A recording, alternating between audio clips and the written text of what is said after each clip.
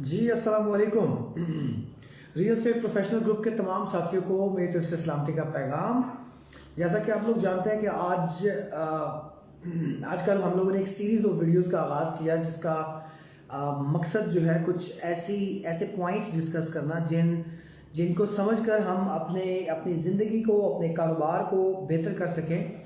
Of course जो हमारा real estate business club है, इस क्लब के तमाम मेंबर्स रियल एस्टेट के रिलेटेड बिजनेस करने वाले लोग हैं और मेरी ख़ास तौर पर मेरे दिल के करीब लोग रियल एस्टेट के ही हैं जो हम लोग क्लब मेंबर्स हैं।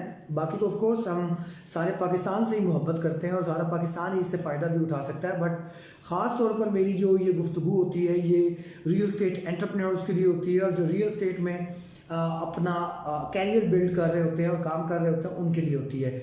आज की जो मेरी वीडियो है उसका जो मौजू है वो है you can train yourself to be persistent. कि मुस्तकिल मिजाजी का ना होना ये एक बड़ी प्रॉब्लमेटिक चीज़ है और मुस्तकिल मिजाजी का किसी इंसान में होना ये बड़ी एम्पावरिंग चीज़ है। सो आज मेरी जो बात है, जो गुफ्तगू है वो है मुस्तकिल मिजाजी कैसे एक इंसान में आ सकती है। क्योंकि देखिए ख़ास तौर पर जितने लोग अपना बिजनेस कर रहे होते हैं, एंटरप्रेन्योर्स होते हैं जिन्होंने अपने बिजनेस को शुरू किया होता है, तो अपना बिजनेस शुरू करना इन सम एक्सटेंड आसान होता है, लेकिन उसको सस्टेन करना और उसको एक बेहतर लेवल तक लेके जाना ये खासा मुश्किल काम होता है। इसमें बहुत सारे चैलेंजेस होते हैं, लेकिन एक सबसे बड़ा चैलेंज ये होता है कि इंसान के खुद के अंदर मुस्तकिल मिजाजी का ना होना। आप किसी काम को परसिस्टेंटली अगर नहीं करते हैं तो यकीनी तौर पे उसमें नताइज नहीं आते और अल्टीमेटली इंसान परेशानी का शिकार होता है और वो सोचता है कि यार क्यों ऐसा हो रहा है। तो मैं आज आपको मुस्तकिल मिजाजी कैसे डेवलप की जा सकती है इस बारे में आज कुछ गुफ्तगू करूँगा और कुछ आपको टिप्स और कुछ ट्रिक्स और कुछ नॉलेज एरिया बेसिकली इक्विप्ड करूँगा, आपको बताऊँगा कि किस तरह से आप अपने अंदर मुस्तकिल मिजाजी डेवलप कर सकते हैं ताकि आप अपने कारोबारों में और अपनी ज़िंदगी में कामयाबी की तरफ आगे बढ़ते रहें और चलते रहें। मुस्तकिल मिजाजी ना होने का जो मसला होता है वो ये होता है कि आप जिस तरफ जाना चाह रहे होते हैं किसी भी वजह से डी ट्रैक हो जाते हैं और काम करना छोड़ देते हैं या आपका फोकस डाइवर्ट हो जाता है, जिसकी वजह से जो चीज़ें आप हासिल करना चाह रहे होते हैं उस तरफ नहीं बढ़ पाते हैं। तो मुस्तकिल मिजाजी बढ़ाने के लिए मैंने पिछले 3-4 दिन से जितनी भी गुफ्तगू की है उसके अंदर मकसद का हमेशा इम्पोर्टेंस पर मैंने जोर दिया है। तो आज भी मैं आपको बताऊं कि पहला पॉइंट ये है कि मकसद के ऊपर काम करें, अपनी ज़िंदगी के अंदर मकसद को जोड़ें। ये दुनिया, ये कायनात, ये यूनिवर्स अल्लाह ताला ने बग़ैर मकसद के नहीं बनाई। हमारी ज़िंदगी यहाँ बग़ैर मकसद के नहीं है। हमारी कोई भी चीज़ इस दुनिया की अगर देखें कायनात में अल्लाह ताला ने बनाई है वो बेमकसद नहीं होती, बामकसद होती है। हर चीज़ का कोई ना कोई मकसद है। इसी तरह हमारी ज़िंदगी का भी कोई मकसद है, इसी तरह हमारे कारोबार का भी कोई मकसद होना चाहिए, इसी तरह हमारी ज़िंदगी की बाकी एक्टिविटीज़ का भी कोई मकसद होना चाहिए। जब मकसद आपकी ज़िंदगी में इंटीग्रेट होगा, आप किसी बड़ी चीज़ के लिए काम करना शुरू हो जाएंगे, तो याद रखें ये मकसद बड़ी ताकतवर चीज़ है। ठीक है, आप देखें हमारे पास बहुत सारी मिसालें हैं। आप कायद-ए-आज़म मोहम्मद अली जिन्ना की अगर हम बात करें तो वो अपनी ज़िंदगी में एक बड़े मकसद के ऊपर काम कर रहे थे। ज़िंदगी के आखिर में जब उन्हें टीबी हुई वो बहुत ज़्यादा बीमार हो गए, तो उन्होंने अपने मुआलिजीन को और इर्द गिर्द सब लोगों को कहा कि किसी को ना बताया जाए कि मोहम्मद अली जिन्ना साहब बीमार हैं। क्यों? कि दुश्मन इसको यूज़ करेगा और वो डिले टैक्टिक्स इस्तेमाल करेगा, पॉलिटिक्स में चीज़ों को डिले करेगा, क्योंकि उन्हें पता है कि मिस्टर जिन्ना की तबीयत ठीक नहीं है और वो अगर इस दुनिया से चले जाते हैं तो पीछे कोई और बंदा ऐसा नहीं है जो इस मकसद को पूरा कर सके। सो वो एक मकसद पे काम कर रहे थे, तो अपनी ज़िंदगी और मौत की कश्मकश में भी वो उनको मौत की फ़िक्र नहीं थी बल्कि अपना मकसद हासिल करने की फ़िक्र थी। ये होता है मकसद ज़िंदगी का।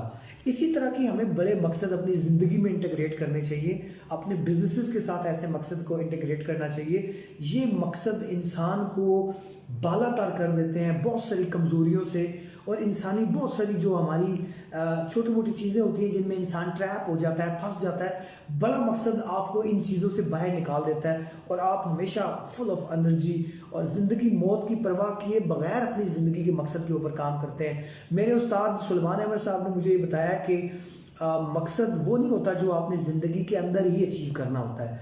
मकसद पर काम करना वो होता है कि आप इतने बड़े मकसद पे काम करें कि आप इस दुनिया से जब चले भी जाएं तो उस मकसद के ऊपर अगले 100 साल 200 साल बाकी लोग, टीम जो आप बना के गए हैं या जिन लोगों के साथ उस मकसद को जोड़ कर गए हैं, वो उस मकसद को लेके चलते रहे। दिस इज़ ऑल कि मकसद बड़ा होगा तो आपके अंदर मुस्तकिल मिजाजी भी डेवलप हो जाती है। अब इसके साथ जो दूसरी चीज़ है वो है ख्वाहिश, बर्निंग डिज़ायर, मतलब आपके अंदर कुछ करने की ख्वाहिश होनी चाहिए। दुनिया में कामयाब वही लोग होते हैं जिनके अंदर कुछ करने की ख्वाहिश होती है। मलिक रियाज साहब से एक इंटरव्यू किया गया और उनसे जब पूछा गया कि कामयाबी के राजों में से क्या राज है, कुछ हमारे साथ भी शेयर करें, तो मलिक रियाज साहब ने कहा कि जी देखें, कामयाब होने के लिए कोई ख्वाहिश होनी चाहिए। मेरे अंदर ये ख्वाहिश थी कि मैं इस पाकिस्तान के अंदर लिविंग स्टैंडर्ड को इम्प्रूव करूं। क्यों? मैं बाकी दुनिया में जब जाता हूं, सफ़र करता हूं, लोगों का रहन सहन देखता हूं तो मुझे रश्क आता है। तो मैं सोचता हूं कि पाकिस्तान के लोग जो मतलब दीन और मज़हब के नाम पे एक आज़ाद हुआ हुआ मुल्क है, तो ये लोग अभी तक बेहतर अंदाज में नहीं रह रहे जिस तरह बाकी दुनिया के लोग रह रहे हैं। तो मेरे दिल दिमाग में आया कि मुझे कुछ ऐसा करना चाहिए जिससे लिविंग स्टैंडर्ड इम्प्रूव हो जाए लोगों का। तो मतलब उनकी ये ख्वाहिश थी और इस ख्वाहिश को उन्होंने अमली जमा पहना दिया और आज ज़िंदगी के अंदर ही उन्होंने अपनी ख्वाहिश को पूरा होता हुआ देखा है। और उम्मीद है कि अल्लाह ताला उनको ज़िंदगी दे, उनको सलामती दे कि ये उन्होंने जो काम शुरू किया, उम्मीद है कि ये अगले 100 साल भी इंशाल्लाह पाकिस्तान के बेहतर इमेज को और पाकिस्तान को बेहतरी की तरफ लेके जाएगा। सो बर्निंग डिज़ायर, कुछ करने की ख्वाहिश जिन लोगों में होती है वो किसी मकसद पर काम करते हैं और उसको मुस्तकिल मिजाजी से आगे लेके चलते हैं। और आपके अंदर भी अगर बर्निंग डिज़ायर कोई ऐसी जो कि सीने में आग पैदा कर दे कि मुझे ये करना है, ठीक है, और मस्बत चीज़ होनी चाहिए। इसके बाद जाहिर है कि देखें, एक इंसान में अगर बर्निंग डिज़ायर है भी और उसके अंदर खुद एतमादी नहीं है, सेल्फ रिलायंस नहीं है, वो अपने आप पर, अपनी काबिलियत पर उस तरह का एतमाद ही नहीं करता कि वो ये ख्वाहिशात को पूरा कर सकता है, वो ये बर्निंग डिज़ायर को आगे लेके चल सकता है, वो इस मकसद को अमली जामा पहना सकता है। अगर इंसान का बिलीफ अपने बारे में और अपनी सलाहियतों के बारे में कमज़ोर होगा तो यकीनी तौर पर वो डी ट्रैक हो जाता है। उसको लोग कहते हैं नहीं ये नहीं हो सकता, तो वो इन सम एक्सटेंट यकीन करना शुरू हो जाता है कि ये नहीं हो सकता। लेकिन सेल्फ रिलायंस, आप खुद पर एतमाद रखें और इस बात को याद रखें कि जब इंसान किसी बहुत बड़े ख्वाब को देखता है तो उस ख्वाब को पूरा करने की ताकत उसमें नहीं होती है, उसके पास वो सलाहियतें नहीं होती, उसके पास वो रिसोर्सेज नहीं होते हैं। याद रखें, पूरी दुनिया में आज तक जितने भी लोगों ने बहुत बड़ी चीज़ों को अमली जमा बनाया और बहुत बड़े बड़े ख्वाब पूरे हुए हैं, उनके पास उनको पूरा करने के रिसोर्स नहीं होते थे, लेकिन उनके पास वो खुद एतमादी होती थी कि हम ये कर गुजरेंगे, एक दिन आएगा कि हम इसको कर लेंगे। अब क्या होता है कि इस ख्वाहिश की बिना पर उनके पास जो सलाहियतें नहीं होती, वक्त के साथ साथ वो सलाहियतें उनके पास आ जाती हैं। वक्त के साथ साथ उनके साथ ऐसे लोग उनकी टीम में शामिल हो जाते हैं जिनके पास ऐसी सलाहियतें होती हैं जो उस ख्वाब को आगे लेके जाने वाले बन जाते हैं। सो बुनियादी चीज़ किसी भी बड़े ख्वाब की तकमील के लिए उस इंसान का खुद एतमाद होना, अपनी ज़ात पर एतमाद करना और उस चीज़ को आगे लेके बढ़ना होता है। और ये इस चीज़ के बगैर मुस्तकिल मिजाजी कभी भी डेवलप नहीं हो सकती। और अपने आप को खुद एतमाद रखिए, अपनी सलाहियतों पर एतमाद करिए। अल्लाह ताला ने इंसान को बड़ा ही बेहतरीन मखलूक बनाया है और बड़ी ताकतवर मखलूक बनाया है और अशरफुल मखलूक बनाया है। जब हम ये एहसास अपने अंदर पैदा करें तो हमारे दिल और दिमाग में वो बर्निंग डिज़ायर, वो आग पैदा हो जाती है जो इल्लामा इकबाल साहब कहते हैं कि मर्द मोमिन की निगाह जो है वो इतनी तेज़ होती है कि वो हर चीज़ को देख लेती है और वो इंसान अल्लाह का हाथ बन जाता है जो इस तरह की बर्निंग डिज़ायर रखता है और हक के साथ चलता है, कंस्ट्रक्टिव थॉट्स को लेके चलता है, इस दुनिया में मस्बत इम्पैक्ट लाने के लिए काम करता है। चाहे वो काम बिजनेस में कर रहा है, चाहे वो काम नॉन प्रॉफिट ऑर्गेनाइजेशन के लिए कर रहा है, चाहे वो काम पॉलिटिक्स में कर रहा है, कहीं भी कर रहा है, अल्लाह ताला उसका साथ देता है और वो चीज़ें डेवलप होना शुरू हो जाती हैं। फिर इसके बाद जो चीज़ आती है that is definiteness of plan. Plan का होना बहुत ज़रूरी है। एक इंसान के अंदर बर्निंग डिज़ायर भी है, वो खुद एतमाद भी है, वो जहाँ जाता है बड़ी खुद एतमादी से बात करता है कि मैं ये कर सकता हूँ और मैं ये कर रहा हूँ, लोग उसके साथ जुड़ना भी शुरू हो जाते हैं। लेकिन याद रखें कि अगर अच्छा प्लान इंसान के पास ना हो, ठीक है, और वो वेग ख्वाहिशात और उन बस ख्वाहिशात पे और रैंडम थॉट्स पे वो चल रहा है, ठीक है, तो वो मुस्तकिल मिजाजी कभी आ ही नहीं सकेगी, क्योंकि उसके पास अगर प्लान नहीं होगा तो वो उस प्लान को कभी गेज नहीं कर सकेगा।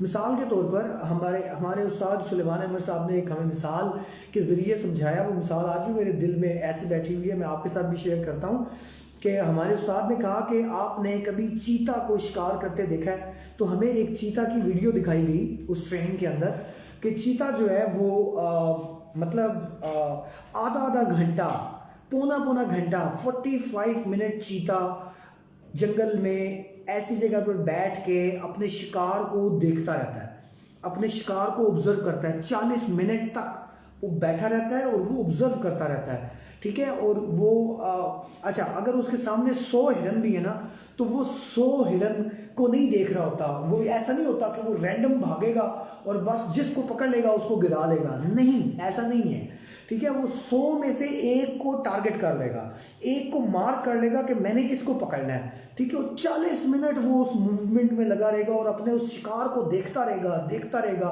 पूरी उसकी ऑब्जर्वेशन ले लेगा, पूरे तरीके से उसको गेज कर लेगा, ठीक है। उसके बाद 40-45 मिनट जब वो उसकी अपनी प्लानिंग मुकम्मल कर लेता है तो उसके बाद वो उस पर अटैक करता है, ठीक है। अटैक में याद रखें कि चीता को जो अल्लाह ताला ने कुव्वत सलाहियत दी है, ज़ाहिर है कि हर चीज़ की जो भी ताकत अल्लाह ताला ने किसी भी मखलूक को इस दुनिया में दी है वो लिमिटेड है। अनलिमिटेड ताकत सिर्फ अल्लाह की है। तो चीता की एक ताकत ये है कि वो बहुत तेज़ भागता है। वो 10 सेकंड के अंदर 10-15 सेकंड के अंदर वो 110 की स्पीड तक पहुंच जाता है, 110 की स्पीड। लेकिन 110 की या 100 की स्पीड में वो मैक्सिमम 1 मिनट दौड़ सकता है। 1 मिनट से ज़्यादा चीता 100 की स्पीड में नहीं भाग सकता। अगर वो इससे ज़्यादा भागेगा, वहाँ उसके जिस्म की लिमिटेशन है, ठीक है, और वो थक के गिर जाएगा और गिर के इतना बुरा जख्मी भी हो सकता है कि जिससे उसकी मौत वाक़ हो सकती है। सो 1 मिनट है, 1 मिनट के अंदर उसने अपना टारगेट अचीव करना है। तो ये मिसाल समझाने का मकसद ये है दोस्तों कि जिन लोगों के पास प्लान होते हैं और प्लानिंग पे बहुत ज़्यादा टाइम लगता है, आपने अगर कोई आपके पास एक बर्निंग डिज़ायर है, आपके पास वो कॉन्फिडेंस है कि मैं ये काम कर सकता हूँ, तो याद रखें कि प्लानिंग के ऊपर बहुत वक्त लगता है। कई रातें लगती हैं, कई दिन लगते हैं, कई दफ़ा कई साल लग जाते हैं कि आप एक चीज़ को प्लान कर रहे होते हैं कि मैंने ये करना है, ये कैसे करूँगा, उसके लिए तमाम वो चीज़ें आप डिग डाउन कर रहे होते हैं, जो चीज़ें आपको आइंदा 4 साल 5 साल के लिए चाहिए होते हैं। प्लानिंग बहुत ज़्यादा वक्त लेती है। इसीलिए आम जो लोग होते हैं, जो मीडियोकर लोग होते हैं, एवरेज सोचने वाले लोग होते हैं, वो प्लानिंग नहीं करते हैं, क्योंकि प्लानिंग पे इतना वक्त, इतनी एनर्जी लगती है। और जब आप प्लानिंग कर रहे होते हैं तो आपको अपने आप के ऊपर यकीन होना चाहिए, तभी आप वो प्लानिंग कर रहे होते हैं। अगर लोग आपको देखेंगे कि यार पिछले 2 साल से ये बंदा कोई प्लान कर रहा है, तो लोग कहेंगे पागल है, पता नहीं क्या प्लान कर रहा है, कुछ भी नहीं होने वाला, ठीक है। ऐसे ही होता है। मैं बल्कि यहाँ पे एक मिसाल देना चाहूँगा, बैम्बू ट्री, ये हमारे पंजाबी में बांस होते हैं। बांसों की जो फसल है, बांसों की फसल जब काश्तकार लगाता है, ये खासकर बैम्बू ट्री, चाइना से ये नाम लिया गया है, चाइनीज इसको बैम्बू कहते हैं। तो चाइना में ये फसल लगती भी बहुत ज़्यादा है, इसलिए वहाँ से मिसाल ये ली गई है कि बैम्बू ट्री की जो सीड है, उसकी काश्तकारी जब की जाती है तो काश्तकारी करके उसमें बीज लगा दिया जाता है।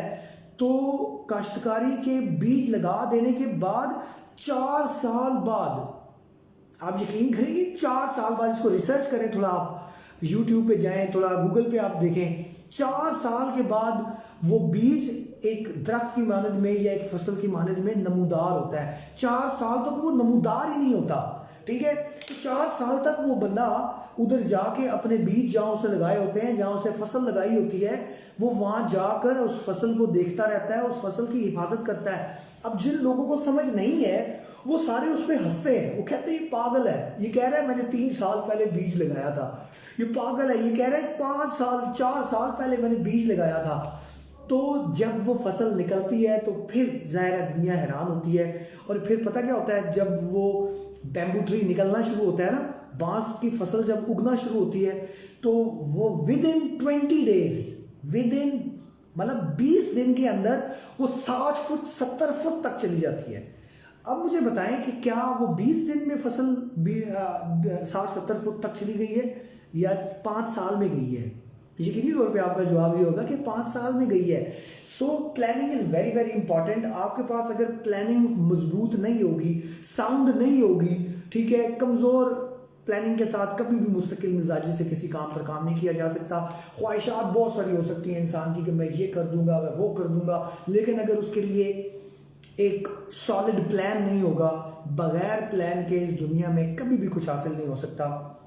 और जब आप प्लानिंग करना शुरू हो जाते हैं तो ये प्लानिंग आपको मजबूत करना शुरू कर देती है, और यही प्लानिंग आपके अंदर मुस्तकिल मिजाजी भी लाती है। उसकी वजह यह है कि आप प्लान करते हैं कि मैं 5 साल में ये काम करूँगा, तो उसको आप 4 साल, 3 साल, 2 साल, 1 साल, 6 महीने, 3 महीने और 1 महीने में गेज करते हैं और फिर उस पर काम शुरू कर देते हैं, ठीक है। वो मुस्तकिल मिजाजी ये है कि वो आपको ये बताती है कि अभी आपने 2 महीने काम कर लिया है, टाइम लाइन के मुताबिक आपको इतना काम करना चाहिए था, लेकिन अभी काम इतना हुआ है। कभी काम ज़्यादा होगा, कभी काम कम होगा, कभी ज़्यादा होगा, कभी कम होगा, लेकिन आपका काम चलता रहेगा। आप हर महीने उसको गेज करेंगे, हर 3 महीने बाद गेज करेंगे, तो आप एक काम कर रहे हैं, मुस्तकिल मिजाजी से काम कर रहे हैं। आपने सिर्फ सोचा हुआ है कि आपको बड़ा काम करेंगे और आप बस डे टू डे जिंदगी आ रही है, जा रही है, दिन आ रहा है, रात आ रही है, जा रही है, और मतलब यूँ चीज़ें चल रही हैं। तो याद रखें, बड़ी चीज़ें इस तरह बगैर प्लानिंग के हासिल नहीं होती हैं। So you should have very solid plan about your whatever you want to achieve. मतलब आप बिजनेस अचीवमेंट की बात कर रहे हैं, आप पर्सनल लाइफ की अचीवमेंट की बात कर रहे हैं, आप फैमिली लाइफ की अचीवमेंट की बात कर रहे हैं, कोई भी चीज़ हो उसके अंदर आपके पास प्लान होना बहुत ज़रूरी है। उसके बाद प्लान आपके पास होना चाहिए, फिर एक्यूरेट नॉलेज भी होना चाहिए। चीज़ को हासिल करने का, चीज़ को इंटीग्रेट करने का, टीम्स को बनाने का, सिस्टम्स को बनाने का आपके पास एक्यूरेट नॉलेज होना चाहिए, ठीक है। क्योंकि इसमें जो चीज़ दूसरी तरफ आपको डैमेज करती है वो है गैसिंग, अंदाजे होना, चीज़ों के बारे में अंदाजे होना कि यार ये चीज़ ऐसे हो जाएगी, ये चीज़ ऐसे करेंगे ऐसे हो जाएगी। मतलब अंदाजे नहीं चाहिए होते चीज़ों को चलाने के लिए, बल्कि आपको एक इन डेप्थ नॉलेज चाहिए होता है जो बाय एक्सपीरियंस आता है, जो बाय ऑब्जर्वेशन आता है आपके पास। और जिस एरिया में आपके पास इन डेप्थ नॉलेज नहीं होता, आप अपने साथ टीम डेवलप करते हैं, ऐसे लोग अपने साथ उस प्रोजेक्ट में, उस ख्वाब में शामिल करते हैं जिनके पास उसका इन डेप्थ नॉलेज होता है, और वो फिर आपके लिए उस चीज़ को परफॉर्म करते हैं और चीज़ों को आगे लेके चलते हैं। कल की गुफ्तगू में भी मैंने कॉपरेशन के ऊपर बात की थी। जिन लोगों के एटीट्यूड कोऑपरेटिव नहीं होते, जो इंसानों की ज़रूरियात को नहीं समझ सकते, जो दूसरे इंसानों के साथ हमदर्दी नहीं करते, जिनको दूसरे इंसानों के मसाइल की परवाह नहीं होती, जो दूसरे लोगों की फीलिंग को नहीं समझ सकते, याद रखें ये लोग कभी भी जो है ना बड़ी कामयाबी हासिल नहीं कर पाते। और इन लोगों के चीज़ें में भी यही होता है। जाहिर है कि वो चीज़ों को इंटीग्रेट नहीं कर सकते, लोगों को अपने साथ इंटीग्रेट नहीं कर सकते, जिसकी वजह से वो बड़ी कामयाबी हासिल नहीं कर पाते। तो कॉपरेशन, आपने अपने एटीट्यूड के अंदर ये चीज़ पैदा करें कि आप इंसानों के साथ कॉपरेट करना सीखें, अपने से जूनियर्स के साथ कॉपरेट करना सीखें, अपने से सीनियर लोगों के साथ कॉपरेट करना सीखें, ठीक है। हमारे पास विजडम के अंदर अल्लाह के रसूल सल्लल्लाहु अलैहि वसल्लम ने हमें हर चीज़ सिखाई है। छोटों से शफकत के साथ चलें, बड़ों के साथ इज़्ज़तदारी के साथ चलें, ठीक है, दयानतदारी के साथ चलें, अमानतदारी के साथ चलें, ठीक है, नेक नियति से चलें। ये सारी वो चीज़ें हैं जो जिस इंसान के अंदर जब ये डेवलप होती हैं तो वो दूसरे इंसानों के साथ जुड़ना शुरू हो जाता है। पहली बात तो जब वो ये चीज़ें अपनाता है तो उसकी अपनी दिल दिमाग, उसकी रूह से ऐसी एनर्जीज निकलती हैं कि जो लाइक माइंडेड लोग होते हैं, जो उस तरह की सोच रखने वाले लोग होते हैं, वो उसके करीब आना शुरू हो जाते हैं और अल्टीमेटली एक टीम बनना शुरू हो जाती है। ये सब लोग एक दूसरे के साथ कॉपरेट करने वाले होते हैं। आप बड़ी टीम्स देखें, जितनी इर्द गिर्द अपनी मार्केटिंग कंपनियां देख लें, ठीक है, आप डेवलपर कंपनियां देख लें, आप बिल्डर कंपनियां देख लें, तो उनके अंदर आपको नजर ये आएगा कि 3-4 ऐसे लोग हैं जो मिल के काम कर रहे हैं, उनके साथ बाकी टीम तरतीब में आई हुई है, ठीक है। तो मतलब वो 3-4 लोग एक ऐसी हारमोनी में होते हैं, कॉपरेशन मॉडल में चल रहे होते हैं, आपस में कंपटीशन नहीं होता बल्कि एक दूसरे को सपोर्ट करते हैं और सपोर्ट करके चलाते हैं। ये एक दूसरे को सपोर्ट करके चलाना सीख रहे हैं आप लोग। जिन लोगों ने ज़िंदगियों में बड़ी कामयाबियां हासिल की हैं, हमारे सामने किताबों के अंदर और हमारी ज़िंदगियों में भी ऐसी कई मिसालें हैं कि हमने देखा कि लोग मिल के काम कर रहे होते हैं, ठीक है। फैमिलीज़ में ऐसा इत्तेहाद होता है कि फैमिली बिजनेस जो है ना दुनिया में, यहाँ एक और चीज़ भी आपको बताऊँ, आज भी इस दुनिया के अंदर 70%, पूरी दुनिया का 70% बिजनेस फैमिली ओन्ड बिजनेस है और 30% बिजनेस जो है वो कॉपरेशंस जो होती हैं जिसमें मुख्तलिफ हज़ारों लोग उसके मालिक होते हैं, ठीक है।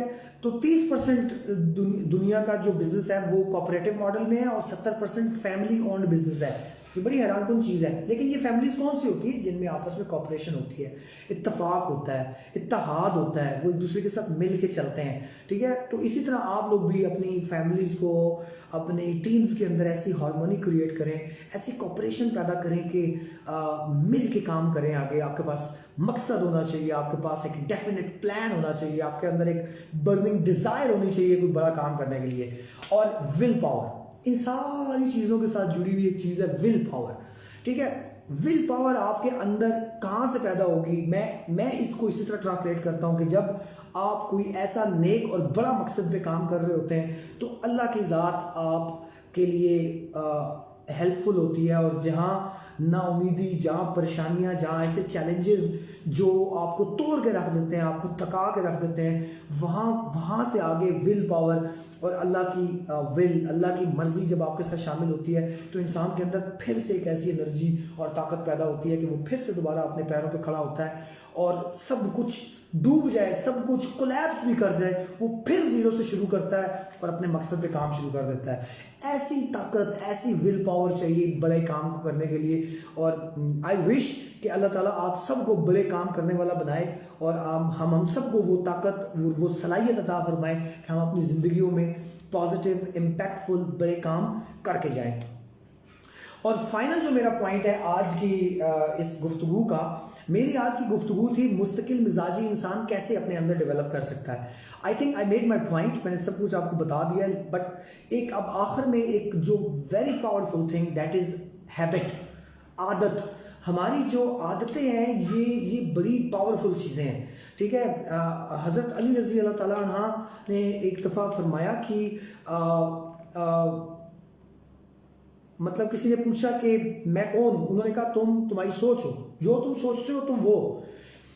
इसी तरह इंसान क्या है? वो अपनी कुछ आदात का मजमू है, ठीक है। अगर आपके अंदर मस्बत, कंस्ट्रक्टिव और अच्छी आदात हैं आपकी, खाने के मामले में, पढ़ने के मामले में, ठीक है, और प्रैक्टिस के मामले में, ठीक है, आपकी मस्बत आदात है, तो यकीनी तौर पे आप एक मस्बत इंसान हैं और आप मस्बत काम को आगे लेके बढ़ सकते हैं। आप बड़ा अच्छा कोई भी काम, जिस काम में भी आप इंशाल्लाह हाथ डालेंगे, वो कहते हैं ना मिट्टी को हाथ डालना और सोना हो जाना, ये वो लोग होते हैं जो मिट्टी में हाथ डालते हैं और सोना हो जाता है, ठीक है।